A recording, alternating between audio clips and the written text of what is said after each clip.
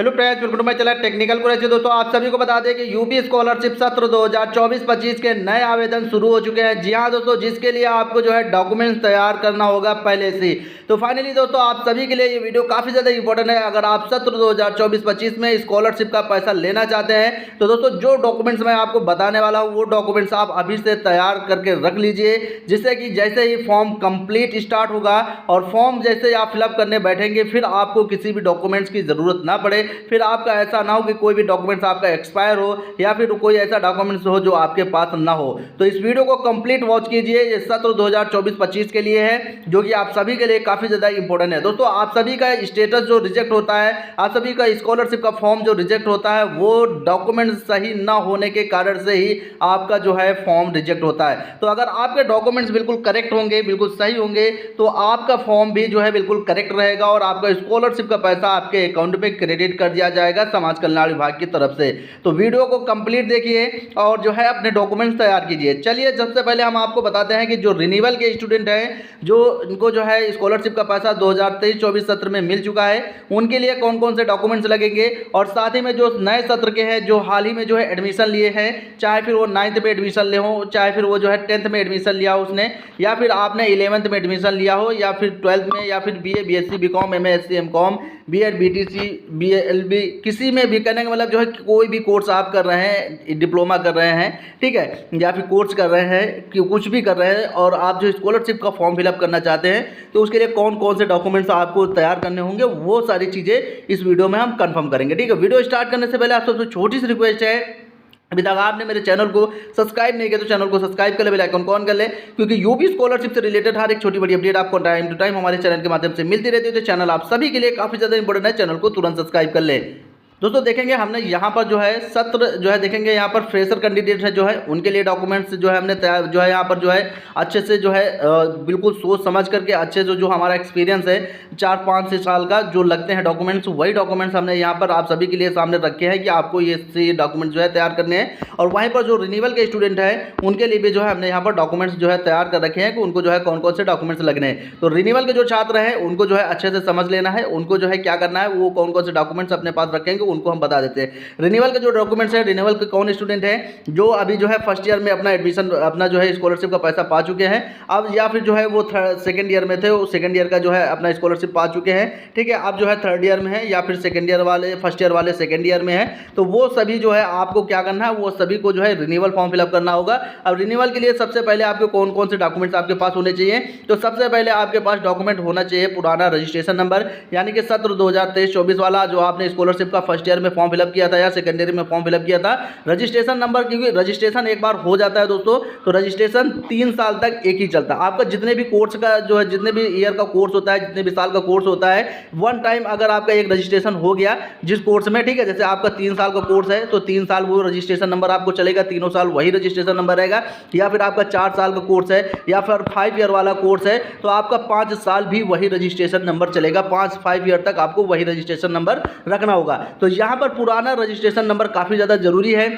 पुराना registration number अगर आप भूल जाते हैं, ठीक है, खो गया है, नहीं है आपके पास, तो उसके लिए हम अलग से वीडियो लेकर के आएंगे कि कैसे आपको पुराना रजिस्ट्रेशन नंबर निकालना है। हालांकि यहाँ पर जो है आपको पुराना रजिस्ट्रेशन नंबर काफ़ी ज़्यादा जरूरी होता है। अगर पुराना रजिस्ट्रेशन नंबर आपके पास नहीं होता है तो बच्चे यहाँ पर गलती करते हैं, पुराना रजिस्ट्रेशन नंबर ना होने के कारण वो क्या करते हैं कि फ्रेश फॉर्म फिलअप कर देते हैं। फ्रेश फॉर्म मतलब कि न्यू फॉर्म जो है वो फिलअप कर देते हैं, फिर उनका जो है वहाँ पर पुराना जो है रजिस्ट्रेशन नंबर दिखाई पड़ता है और फिर जो है उनका फॉर्म रिजेक्ट हो जाता है, फिर प्रॉब्लम हो जाती है उनके साथ, स्कॉलरशिप का पैसा नहीं आता। तो यहाँ पर जो है आप सभी के लिए जो है पुराना रजिस्ट्रेशन नंबर काफ़ी ज़्यादा इंपॉर्टेंट है। उसके बाद दूसरे नंबर पर अगर हम बात करें तो यहाँ पर जो है फीस रसीद आपकी जो है यहाँ पर बहुत ज़्यादा इंपॉर्टेंट होती है। फीस रसीद, क्योंकि यहाँ पर आपका जो स्कॉलरशिप आता है वो आपके फीस के अकॉर्डिंग ही आता है, ठीक है, क्योंकि आपका जो फीस होगा वो फीस आपकी वापस होगी, उसके बाद आपको उसमें स्कॉलरशिप ऐड किया जाता है। मान लीजिए कि आपकी जो है 5,000 रुपये फीस है, ठीक है, तो 5,000 रुपये आपको स्कॉलरशिप तो मिलेगा, ये वापसी होगी, और उसके बाद जो है आपको उसमें जो है 2,000 1,500, ठीक है, इस तरीके से आपको स्कॉलरशिप मिलता है। तो यहाँ पर जो है जितने आपका फीस रसीद जितना करेक्ट होगा आपके कोर्स के अकॉर्डिंग, अब फीस तो यहाँ पर जो है उल्टा सीधा ही उसमें लिखी जाती है फीस रसीद में। हालांकि जो फीस रसीद जो कॉलेज में यूनिवर्सिटी की तरफ से निर्धारित की जाती है वो एक स्लिप जो है भेजी जाती है कॉलेज को, तो कॉलेज के पास आप जाएंगे तो आप ये पूछ लेंगे कि आपकी फीस रसीद जो आपके फीस है आपकी कोर्स की वो एक्चुअल में कितनी है, हमें स्कॉलरशिप के फॉर्म में कितनी डालनी है। तो फीस आप बहुत ही अच्छे से कंफर्म कर लीजिएगा। अगर आप फीस कंफर्म नहीं करेंगे तो फिर आपका स्कॉलरशिप रुक जाएगा, फिर आप स्कॉलरशिप नहीं मिलेगी। ठीक है, तो फीस काफ़ी ज़्यादा मायने रखती है, जो है आप फीस को जरूर कंप्लीट कर लीजिएगा। उसके बाद हम 3 नंबर पे आ जाते हैं। यहाँ पर देखेंगे फर्स्ट सेमेस्टर और सेकंड सेमेस्टर का रिजल्ट। तो यहाँ पर अगर आप जो है फर्स्ट ईयर का जो है आप जो है स्कॉलरशिप का पैसा आपको मिल चुका है, तो आपको जो है यहाँ पर फर्स्ट सेमेस्टर का और सेकंड सेमेस्टर का जो है आपका यहाँ पर जो है रिजल्ट तो लगेगा ही, लग गया। ठीक है, अब आप मान के चलिए सेकंड सेमेस्टर में पहुँच गए हैं, ठीक है, सेकंड ईयर में पहुँच गए हैं, तो आपको यहाँ पर थर्ड सेमेस्टर का, ठीक है, और यहाँ पर फोर्थ सेमेस्टर का आपका रिजल्ट लगेगा ही लगेगा। अगर आप यहाँ पर जो है ठीक है, इस तरीके से जो है आपको कंप्लीट करना होगा। तो इसी तरीके से जो है आपको फॉर्म को कंप्लीट करना होगा, यानी कि आपके यहाँ पर जो है रिजल्ट जो लगेंगे वो दोनों लगेंगे। आप फर्स्ट ईयर में हैं तो जो है सेकंड ईयर के अप्लाई कर रहे हैं तो फर्स्ट ईयर और सेकंड ईयर का लगेगा। ठीक है, थर्ड और सेकंड ईयर में है तो थर्ड और फोर्थ का लगेगा। इसी तरीके से अगर थर्ड ईयर में है तो फिफ्थ सेमेस्टर का आपका रिजल्ट यहाँ पर डालना होगा। ठीक है, तो इस तरीके से आपको जो है रिन्यूअल के लिए जो है फॉर्म को अप्लाई करना होगा और रिन्यूअल के लिए ये डॉक्यूमेंट्स लगेंगे। हालांकि रिन्यूअल के लिए अभी जो है फॉर्म अप्लाई नहीं हो रहा है और रिन्यूअल के लिए आपको फॉर्म अभी अप्लाई भी नहीं करना है। हम जो है वीडियो लेकर के आएंगे, उसी के अकॉर्डिंग आपको जो है फॉर्म को फिलअप करना होगा। ठीक है, तो अब हम बात कर लेते हैं जो फ्रेश कैंडिडेट हैं, जो फ्रेश न्यू फॉर्म भरेंगे उनके लिए यहाँ पर कौन कौन से डॉक्यूमेंट्स लगेंगे वो हम यहाँ पर आपको अच्छे से बता देते हैं। ठीक है, अब देखेंगे यहाँ पर जो है फॉर्म फिलअप करने के लिए आपको कौन कौन से डॉक्यूमेंट्स लगेंगे वो सारी चीज़ें देख लीजिए।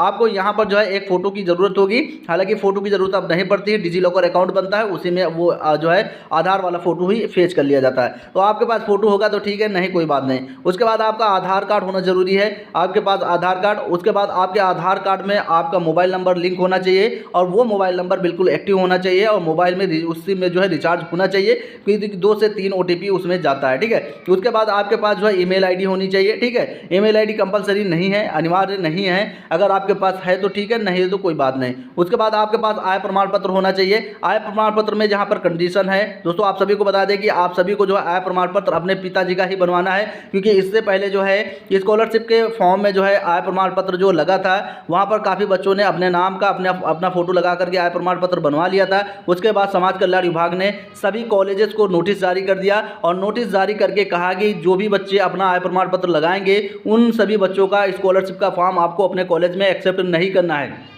हालांकि सार्वजनिक रूप से कोई नोटिस नहीं जारी की गई थी समाज कल्याण विभाग की तरफ से, ना तो उनकी वेबसाइट पर जारी किया गया था कि आप सभी को जो है अपना आय प्रमाण पत्र नहीं लगाना है। लेकिन यहाँ पर इन्होंने जो है चालाकी से छुपके से जो है जितने भी कॉलेज हैं उन सभी कॉलेजेस को इन्होंने जो है एक नोटिस जारी कर दी लिखित रूप में। वहाँ पर कह दिया कि आप सभी को उन बच्चों का स्कॉलरशिप का फॉर्म एक्सेप्ट नहीं करना है जिन बच्चों ने अपना आय प्रमाण पत्र लगाया है। तो कॉलेज वालों के पास भी नोटिस आ गई थी, वो कॉलेज वाले वैसे भी नौटंकीबाज होते हैं, वो काम करना नहीं चाहते, तो उनको एक बहाना मिल गया था। अब जो बच्चे फॉर्म फिलअप करके लेकर के आ रहे थे अपना आय प्रमाण पत्र लगा करके, उन बच्चों का जो है फॉर्म वहां पर सबमिट नहीं हुआ। काफी बच्चों ने जोर दबाव कर करके जो है सबमिट किया अपने रिस्क पर कि स्कॉलरशिप आएगा तो ठीक है, नहीं आएगा तो ठीक है। तो काफी बच्चों का वहां पर जो है जमा भी कर लिया गया था कई कई कॉलेजों में, लेकिन कहीं कहीं जो है यहाँ पर इस तरीके से जो है प्रॉब्लम हुई थी और वहाँ पर बच्चों का फॉर्म रिजेक्ट भी हुआ था।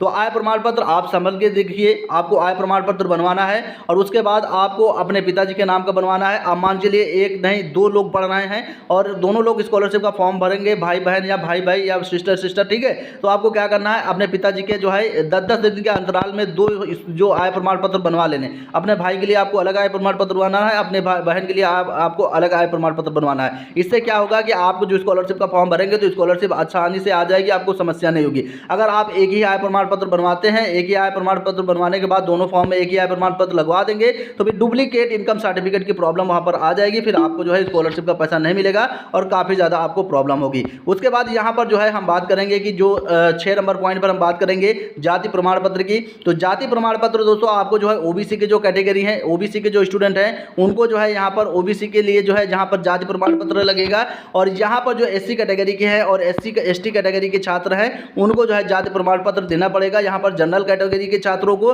ठीक है, जनरल कैटेगरी के छात्रों को और माइनॉरिटी कैटेगरी के छात्रों को जो है यहाँ पर जाति प्रमाण पत्र नहीं देना पड़ेगा। उसके बाद यहाँ पर जो है, हालांकि यहाँ पर ऑनलाइन फॉर्म फिलअप करने में जो है आपको जाति प्रमाण पत्र जो है नहीं लगेगा जनरल कैटेगरी को और माइनॉरिटी कैटेगरी को, लेकिन आपको जो है माइनॉरिटी कैटेगरी के जो स्टूडेंट है वो जो है ऑफलाइन जो है डॉक्यूमेंट जो जमा होंगे उनमें जाकर के आपको जो है लगाना होगा और कॉलेज में सबमिट करना होगा। निवास प्रमाण पत्र भी जो है ऑनलाइन फॉर्म फिलअप करने में आपकी नहीं लगता है, हालांकि जो है हार्ड कॉपी में जो है आपको जमा करना होता है। उसके बाद फीस रसीद काफ़ी ज़्यादा इंपॉर्टेंट होती है। फीस रसीद के बारे में मैंने अभी रिन्यूअल के बारे में भी बताया है। तो फीस रसीद फ्रेश और रिन्यूअल दोनों में सेम कंडीशन अप्लाई होती है। फीस रसीद का एक अहम भूमिका होता है स्कॉलरशिप का पैसा दिलाने में। तो फीस रसीद काफ़ी ज़्यादा इंपॉर्टेंट होती है, ये चीज़ें आपको ध्यान में रखनी है।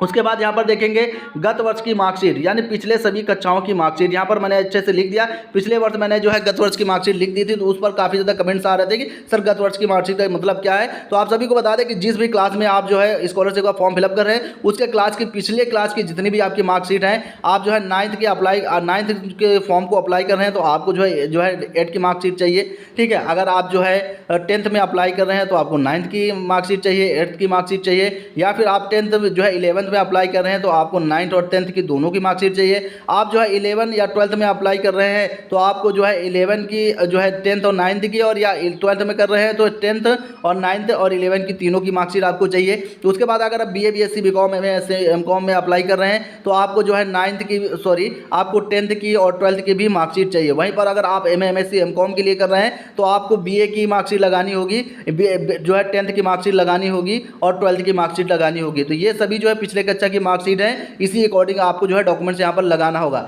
बैंक का पासबुक आपको जो है, जो बैंक का पासबुक आपका एक्टिव हो, जिसमें आपका आधार DBT ऑन हो, NPCI ऑन हो, ठीक है, आपका जो है आधार से अकाउंट लिंक हो, बिल्कुल एक्टिव, वही अकाउंट आपको जो है वहाँ पर स्कॉलरशिप के फॉर्म में डालना है। और वैसे तो आपको डालना नहीं पड़ेगा, क्योंकि जिनके आधार कार्ड से बैंक अकाउंट लिंक है उनके फॉर्म में, स्कॉलरशिप के फॉर्म में बैंक अकाउंट ऐड करने का ऑप्शन नहीं आएगा। हालांकि जिनके आधार से बैंक अकाउंट लिंक है उनको जो है नहीं डालना पड़ेगा, और जिनका बैंक अकाउंट लिंक नहीं है उनका जो है वहाँ पर बैंक का ऑप्शन दिखाई देगा और वहाँ पर बैंक की सारी डिटेल फिलअप करनी होंगी। अब यहाँ पर जो है आय प्रमाण पत्र के लिए काफ़ी ज़्यादा कंडीशन है, उनके लिए जो है हम अलग से वीडियो बनाएंगे और बैंक पासबुक के लिए अलग से वीडियो बनाएंगे। ठीक है, तो उसके लिए जो है एक नेक्स्ट वीडियो आएगा। हालांकि यहाँ पर ये डॉक्यूमेंट्स आप सभी तैयार कर लीजिए, और जैसे ये रेडी हो जाएंगे और जैसे ही फॉर्म अप्लाई होना स्टार्ट हो जाएगा, उसके लिए हम एक अलग से वीडियोज़ लेकर के आ जाएंगे और सारी चीज़ें आपको अच्छे से स्टेप बाय स्टेप समझा देंगे कि कैसे आपको फॉर्म को फिलअप करना है कि बिना किसी मिस्टेक के, जिससे कि आपका स्कॉलरशिप का पैसा आपके अकाउंट में क्रेडिट हो जाए सत्र 2024-25 का।